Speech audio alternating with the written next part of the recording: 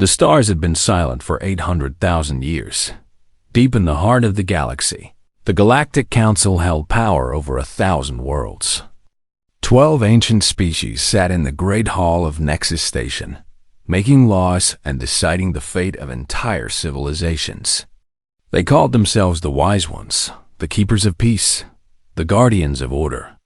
They believed they knew everything. They were wrong.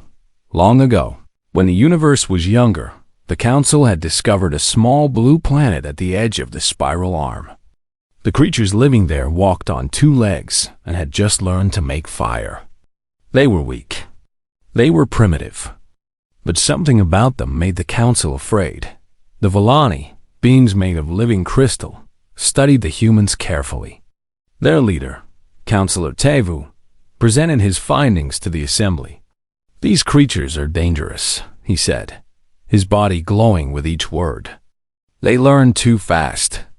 They adapt too quickly. If we leave them alone, they will one day challenge us." The Moradi agreed. They were insect-like beings with 4 arms and compound eyes that saw in every direction. They had conquered 3 galaxies through war and strategy. Their counselor, a female named Rosh, clicked her mandibles with impatience. "We should destroy them now, while they are still weak." But the Council did not believe in destruction. They believed in control. So they made a different choice. They sent their warships to Earth and placed a barrier around the entire solar system. Special fields were seeded into the atmosphere, designed to keep humans trapped forever. No ship could leave. No signal could escape. The quarantine was perfect. Councillor Tevu inscribed a decree into the eternal record, the book that held all of galactic history. "Let no ship approach the quarantine," he wrote. "Let no signal escape. Humanity ends here." The Council celebrated their wisdom. They had saved the galaxy from a future threat. In time, they forgot about the small blue planet entirely. Humans became a footnote in history, a minor problem that had been solved long ago. 800,000 years passed. Empires rose and fell. Stars were born and died. The Council grew old and comfortable in their power. They stopped exploring. They stopped growing. They simply existed, believing they had achieved perfection. Then the boundary stations detected something impossible. Officer Kira of the Villani was the first to see the readings.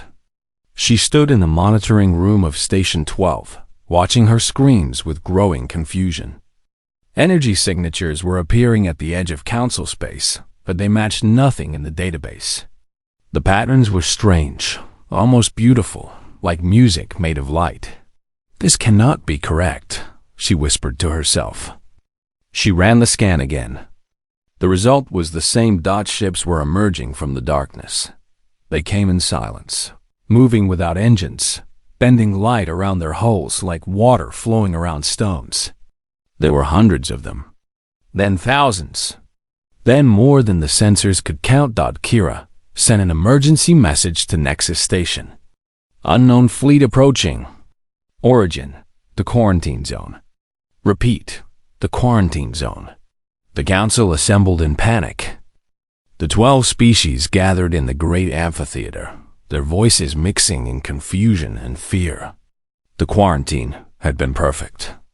The barrier had been unbreakable. How could anything have escaped? The answer came when the lead ship moved forward and opened communications. Her name was Yuna. She stood on the bridge of her vessel, the enduring light, wearing simple clothes of white and silver. Her hair was black and her eyes were calm. She looked young, but something in her gaze suggested she had seen things no Council member could imagine. Behind her stood Fleet Admiral Doyun, a tall man with gray at his temples and the bearing of a warrior who had never lost a battle. His hands rested at his sides, patient and ready. 12,000 ships waited in formation behind them, their hulls dark against the stars. When the Council's hailing frequency connected, Yuna did not bow. She did not ask for permission to speak. She simply looked into the transmission camera and spoke 6 words that would echo through history. We remember what you did. Counselor Teva's crystal body flickered with shock. He was old now, ancient beyond measure, but he remembered writing the decree. He remembered sealing humanity's fate. In 800,000 years, he had never felt fear. He felt it now. This is impossible, Vrash hissed, her compound eyes scanning the tactical data. Our projections showed they would die within 12 generations. They should be extinct. And yet, Una said through the transmission, "Here we are." She gestured, and the view screen behind her changed. It showed Earth, but not the primitive world the Council remembered. The planet was alive with lights, cities that covered continents, structures that reached into orbit. Humanity had not merely survived. They had flourished. "You tried to cage us," Una continued. "You thought we would wither in the dark. Instead, we grew. We evolved. We became something you never expected." Admiral Doyun stepped forward. "Our fleet will hold position here. We have not come to attack. We have come to talk. But understand this," Una added, her voice hardening. "We will never be ignored again. The galaxy will hear our voice. The Council will answer for what they did." The transmission ended, leaving the amphitheater in silence. For the first time in 800,000 years, the Galactic Council had no answer. The species they had dismissed as primitive had returned, and the look in their eyes promised that everything was about to change. The stars were no longer silent. Humanity had come home. The Council chamber had never been so quiet. 12 species sat in their ancient seats, watching the entrance with a mixture of fear and curiosity. The human delegation was coming, and nobody knew what to expect. Would they demand blood? Would they declare war? The Council had prepared for violence. They had not prepared for what actually happened. The doors opened, and Ambassador Una walked in. She moved with calm confidence, neither hurrying nor slowing. Her footsteps echoed in the vast chamber. Behind her walked 2 others, a woman named Yunji, who carried herself with the quiet dignity of a scholar, and a man named Jaewon, whose eyes moved constantly, watching everything. The Council members leaned forward in their seats. Vrash of the Marathi had positioned her guards around the chamber, ready for any attack. Councillor Tevu's crystal body hummed with defensive energy. They were prepared for war. Una stopped at the central podium and looked up at the assembly. "Thank you for receiving us," she said simply. The words were so ordinary that they confused everyone. Vrash's mandibles clicked with uncertainty. This was not what she had expected. "You have questions," Una continued. "We have answers. But first, we brought something to show you." She placed a small device on the podium. It was no larger than her palm, made of a material that seemed to shift between solid and liquid. When she touched it, the chamber filled with light. Images appeared on every wall. Not weapons, not war machines, not threats. Music. The sound was unlike anything the Council had ever heard. It was complex and simple at the same time, beautiful in ways that touched something deep inside every being present. The images showed humans creating art, building instruments, dancing under alien stars. Then came the paintings. Millions of them. Landscapes of worlds the humans had never visited, imagined in perfect detail. Portraits that captured emotions the Council species had no words for. Abstract pieces that seemed to show the shape of thought itself. Then came the writings. Poetry that made the Vellani crystals resonate with new frequencies. Philosophy that asked questions the Marathi had never considered. Stories that spanned centuries, passed down through generations who had never forgotten their exile. For 30 minutes, the chamber was filled with 800,000 years of human culture. When the display ended, Una spoke again. "You tried to destroy us," she said. "Instead, you gave us a gift. You gave us time. Time to think. Time to create. Time to become more than we were. Unji stepped forward. She was the keeper of human memory, the historian who had studied every moment of their exile. I have read your records, she said to the council. I know what you thought of us. Primitive. Dangerous. A threat to be contained. She paused. You were half right. We were dangerous. But not in the way you feared. She gestured, and new images appeared. They showed the early days of the exile, when humanity had raged against their prison. Wars had been fought on Earth. Civilizations had risen and fallen. For thousands of years, humans had torn themselves apart trying to escape. We were angry, Unji admitted. We wanted revenge. We dreamed of breaking free and burning your worlds. The council members shifted uncomfortably. This was closer to what they had expected. But anger fades, Unji continued. After 10,000 years, we stopped fighting each other. After 50,000 years, we stopped dreaming of revenge. We realized something important. She looked at each council member in turn. You had given us exactly what we needed. Isolation forced us to look inward. We could not expand across the stars, so we expanded in other ways. We studied consciousness. We mastered genetics. We learned to reshape our own minds and bodies. Jaewon spoke for the first time. His voice was soft but carried easily through the chamber. Your barrier was designed to contain primitive humans, he said. It failed after 30,000 years. We had evolved beyond its parameters. Rosh made a sound of disbelief. That is impossible. The barrier was perfect. Nothing is perfect, Jaewon replied. Not even your fear. He raised his hand, and the lights in the chamber flickered. Every council member felt a slight pressure in their minds, like a gentle touch against their thoughts. We could have escaped at any time in the last 600,000 years, Jaewon said. We chose not to? Why? Councillor Taevu demanded. Why wait so long? Yuna answered him. Because we needed to be ready. Not ready for war. Ready for this. She gestured at the chamber around them. Ready to face you as equals. Ready to offer you a choice.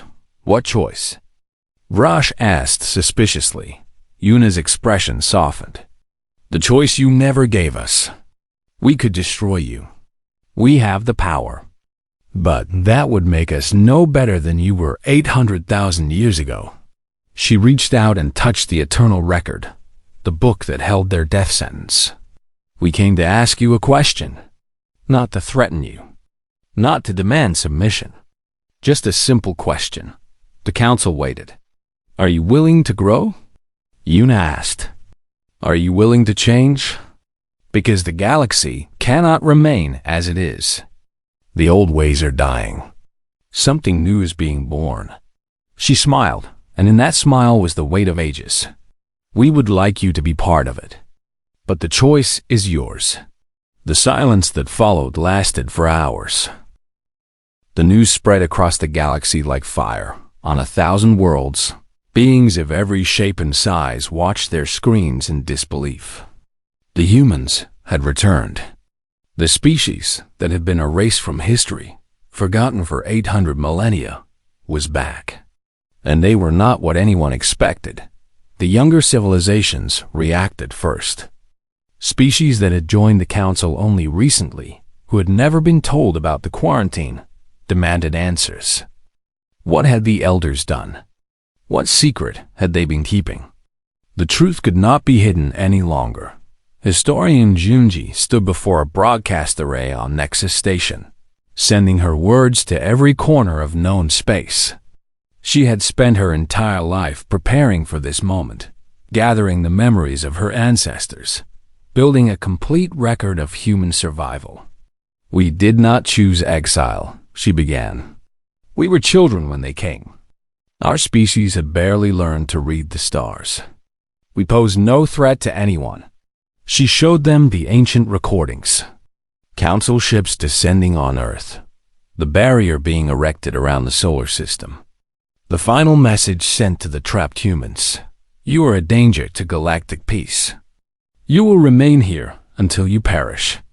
They expected us to die, Yunji said. They were certain of it. The Villani calculated our extinction within 12 generations. The Moradi considered us already dead. On screens across the galaxy, beings watched the history unfold. They saw the early years of chaos when humanity had nearly destroyed itself. They saw the slow recovery, the building of new societies. They saw the first attempts to break the barrier, all of which failed. For 30,000 years, we tried to escape, Yunji continued. We built rockets and missiles. We sent probes and ships. Everything was destroyed by the barrier. Then her voice changed. It became stronger, filled with something like pride. But we did not give up. We changed our approach. Instead of fighting the barrier, we studied it. Instead of trying to break through, we learned how it worked. The images showed human scientists in vast laboratories, mapping the energy patterns of their prison. They showed generations of researchers passing knowledge to their children, building understanding piece by piece over thousands of years. The barrier was designed to contain a primitive species, Yunji explained. It reacted to physical objects and electronic signals. So we became something else. Commander Jaewon appeared beside her. He looked ordinary, a man in simple clothes with a calm face. But when he raised his hand, the broadcast equipment around them responded to his thought alone. We learned to extend our consciousness beyond our bodies, he said. We learned to manipulate energy with our minds. We evolved ourselves, generation by generation, until we were no longer what the Council had imprisoned. On Nexus Station, the Council members watched the broadcast with growing unease. Vrash of the Moradi paced in her chambers, her compound eyes flickering with calculations. She had studied warfare for 200,000 years. She recognized a superior force when she saw one. We must strike now, she told the other council members, before they grow stronger. Councillor Tevu disagreed. Did you not see what they showed us? Their culture, their art. They come in peace. They come in strength, Vrash snapped. Peace is just another weapon to them. We cannot trust creatures who waited 600,000 years for revenge. The debate lasted for days. Some council members wanted to negotiate. Others wanted to flee. The Moradi wanted war. Meanwhile, the younger civilizations were asking their own questions. Why had the council hidden this history? What else had they been told? If they could imprison one species for no crime, could they do it again? The council's authority began to crack. Ambassador Yuna watched all of this from the enduring light. She stood at the observation deck. Looking out at the stars her ancestors had been forbidden to touch. Admiral Do-yoon joined her. Vrash is planning something, he said. Our scouts report movement in the Moradi fleet. I know, Yuna replied. Should we prepare for battle? Yuna was quiet for a moment. No, let them come. Do-hyun frowned. You want them to attack? I want them to understand. She turned to face him. We could destroy the council in a day. Our technology is beyond anything they can imagine. But what would that prove? That we are exactly what they feared 800,000 years ago? She shook her head. When Vrash attacks, we will defend ourselves. But we will not become conquerors. We will not replace one tyranny with another. And if we lose? Do-yoon asked. Yuna smiled. We survived 800,000 years of darkness. We will survive whatever comes next. In her chambers on Nexus Station, Vrash made her decision. She sent secret messages to 6 species who still valued strength above all else. She gathered a fleet of 20,000 ships, the largest armada in galactic history. The humans have revealed their nature, she told her allies. They are arrogant. They believe themselves better than us. We will show them the price of such pride. The fleet launched toward human space, weapons charged, crews ready for the greatest battle the galaxy had ever seen. They had no idea what was waiting for them. 20,000 warships darkened the stars. The Marathi Armada moved in perfect formation, a wall of metal and fire stretching across light years. Councillor Vrash stood on the bridge of her flagship, the Eternal Fury, watching the tactical display with cold satisfaction. 6 allied species had answered her call. Their combined firepower could crack planets. Human fleet detected, her officer reported.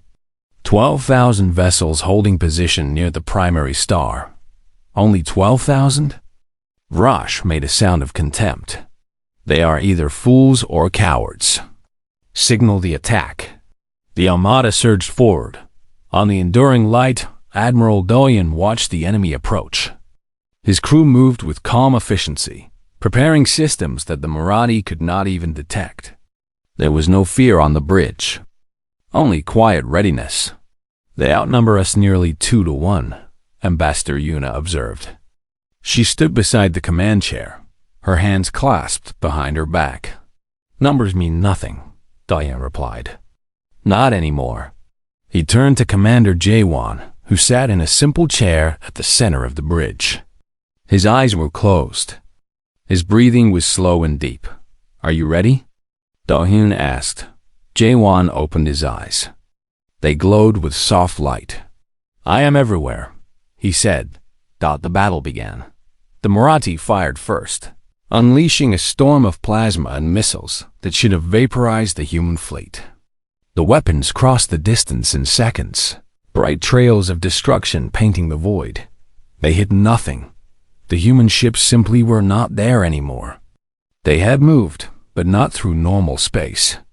They had stepped sideways into dimensions the Council had never discovered, then emerged behind the attacking fleet. Vrash screamed orders, but her commanders could not respond fast enough. Human vessels appeared and disappeared like ghosts, striking at weak points, disabling engines, cutting power to weapons. They did not destroy. They dismantled. What are they doing? One of Vrash's officers shouted. Our shields are not responding. Commander Jawan was doing something impossible. His consciousness had expanded beyond his body, touching every human ship simultaneously. They moved as one organism, a single mind distributed across 12,000 vessels. Where the Marathi fleet was a collection of individuals trying to coordinate, the human fleet was a unified whole. The battle lasted 11 minutes. When it ended, the Marathi Armada hung dead in space. 20,000 ships, weapons cold, engines dark. Not destroyed, simply stopped. Vrash stood on her silent bridge, surrounded by officers who could not understand what had happened. Her tactical displays showed nothing. Her weapons would not fire. Her engines would not respond. Then a light appeared in the center of the room. Commander Jawan materialized before her. He did not use a transporter. He simply was there, standing calmly among the enemy, as if walking through walls was the most ordinary thing in the world. Your fleet is intact, he said. Your crews are alive. We have killed no one. Vrash reached for her weapon. It would not move. Her own hand refused to obey her. We are not your enemies, Jawan continued. We never were. You made us your enemies 800,000 years ago because you were afraid of what we might become. He gestured, and images appeared in the air around them. Human history, the exile, the evolution, the long wait. You had all that time to grow, Jawan said. You had the entire galaxy to explore, resources beyond counting, species to learn from. And what did you do? You built empires. You made weapons. You spent 800 millennia becoming better at war. He stepped closer to Vrash. She could not move. She could only listen. We had nothing but a single star in our own minds. We had no choice but to look inward, to evolve, to become something new. His voice carried no anger, only a strange sadness. You could have joined us. You could have grown with us. Instead, you chose fear. He released his hold on her. Vrash stumbled, suddenly able to move again. She stared at the human with new eyes. Not hatred. Not anger. Something closer to awe. What are you? She whispered. We are what you could have been, Jaewon replied. If you had not been so afraid. He vanished, leaving Vrash alone with her silent fleet and her shattered pride. The news of the battle spread instantly. 20,000 ships defeated in 11 minutes without a single death. The greatest military power in the galaxy, humbled by creatures they had once dismissed as animals. Ambassador Yuna broadcast a message to every inhabited world. We did not come for conquest, she said. We did not come for revenge. We came because it was time. The galaxy has been ruled by fear for too long. Fear of the unknown. Fear of the different. Fear of change. She paused, letting her words settle. We offer something different. We offer cooperation. We offer growth. We offer a future where species are not measured by their weapons, but by their wisdom. She looked into the camera with eyes that had seen 800,000 years of human memory. To those who want peace, we welcome you. To those who want war, we offer mercy. The choice is yours. Within days, 7 species withdrew from the council. Within weeks, the council itself began to collapse. The Valani, faced with proof that their ancient predictions had been completely wrong, fell into confusion.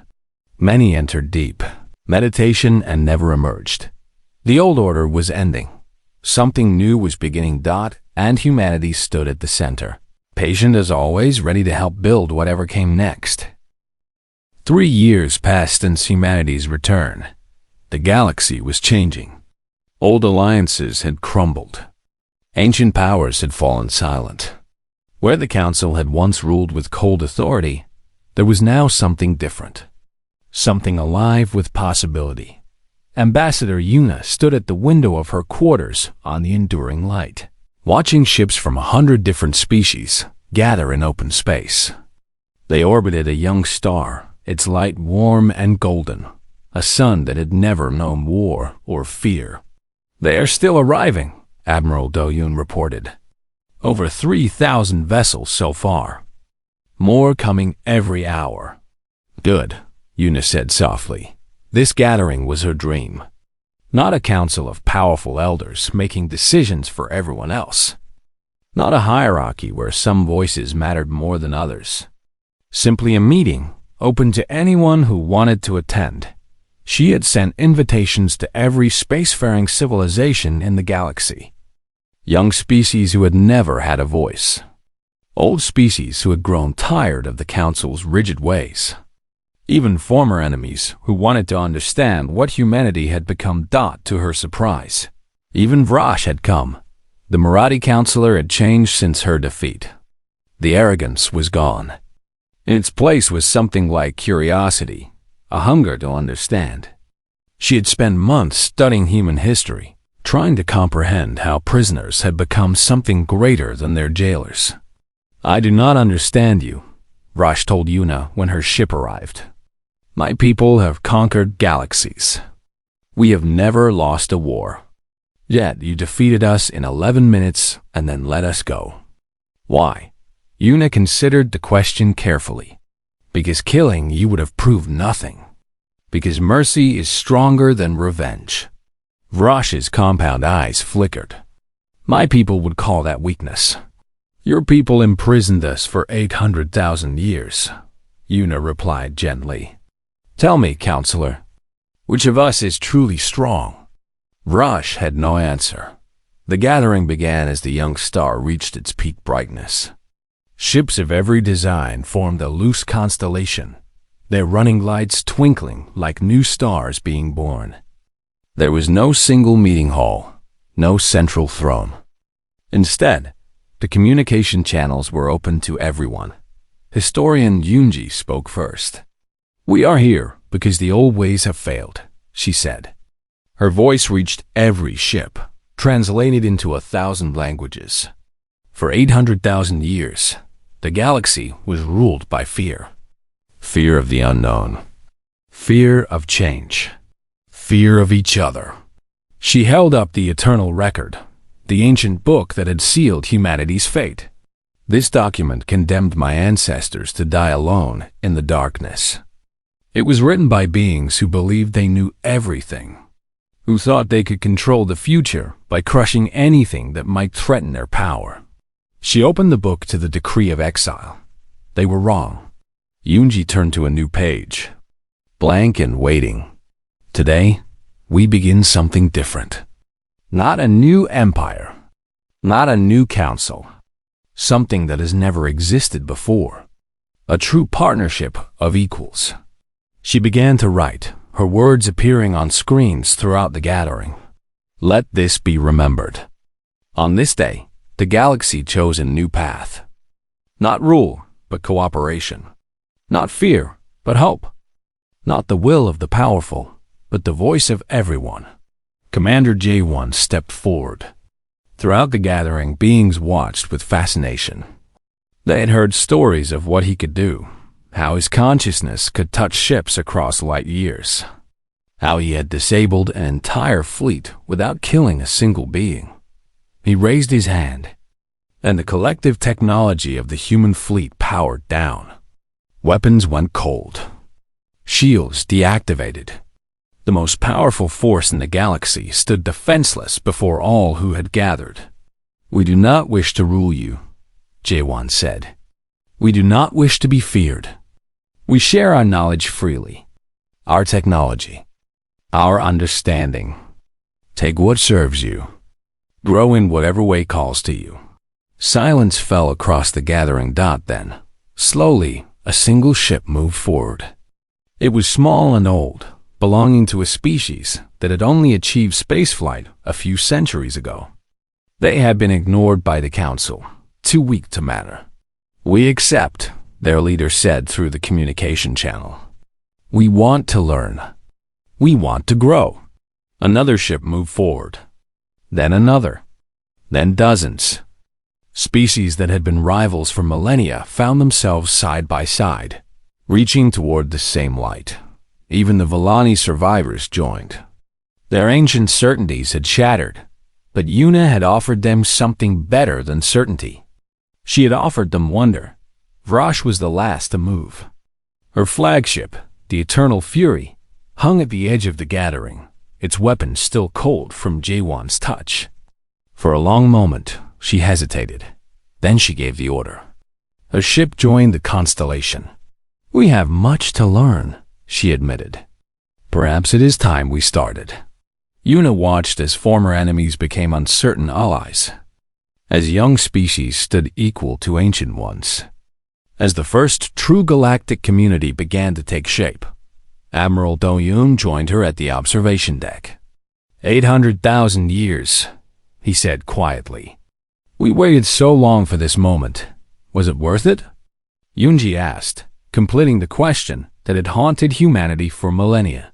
Yuna thought about her ancestors. The ones who had raged against the barrier. The ones who had despaired. The ones who had kept hope alive through generations of darkness. The ones who had transformed themselves, body and mind, into something the council could not imagine. She thought about the future. The civilizations that would grow together. The knowledge that would be shared. The universe that would be explored not by conquerors, but by friends. Ask me in another 800,000 years, she said, smiling. We are only beginning. Around her, the gathering continued. Ships exchanged greetings. Species that had never met began to talk. Ideas flowed between minds, separated by light years. The young star at the center of it all burned bright and steady, a symbol of the new age dawning across the galaxy. Humanity had returned from exile, and they had brought hope with them. The story was just beginning.